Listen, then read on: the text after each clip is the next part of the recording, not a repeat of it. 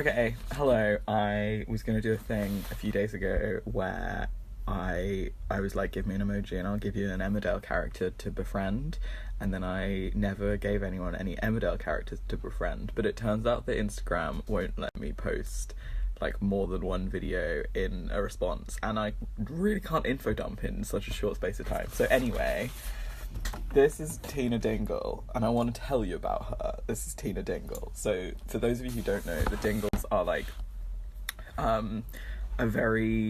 they like arrived in the soap as like a very rough, working class, family. They were meant to only be there for one storyline, but the audience loved them. The first Dingle to arrive in the village was Ben, or to appear in the soap was Ben. And he was only there for one episode where him and Luke had a fight and Ben died. The Dingles were very angry about this and like barged into the village being very angry at Luke and blaming him for Ben's death. That would be the obvious reason for his death, but it turned out he had like a very specific heart condition that just like out of nowhere he died in the same moment as having a fight with Luke McAllister. But the Dingles didn't believe that that was true because Ben came from a family of doctors, so they thought that the results had been faked from the post-mortem. Yeah, at first, the Dingles, very angry. Then Tina, our star of this story, the Dingle I want to introduce you to, falls in love with Luke McAllister. She realizes she's pregnant with his child and they decide to get married.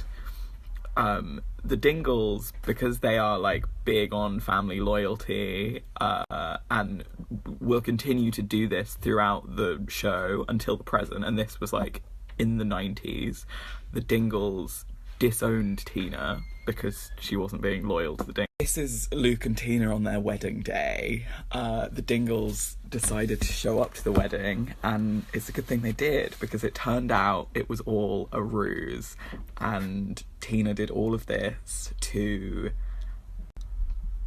like make him look bad and shouted at him in front of everyone at the wedding, and it turned out she wasn't pregnant with his child, and it was all this big thing just to ruin his life, basically.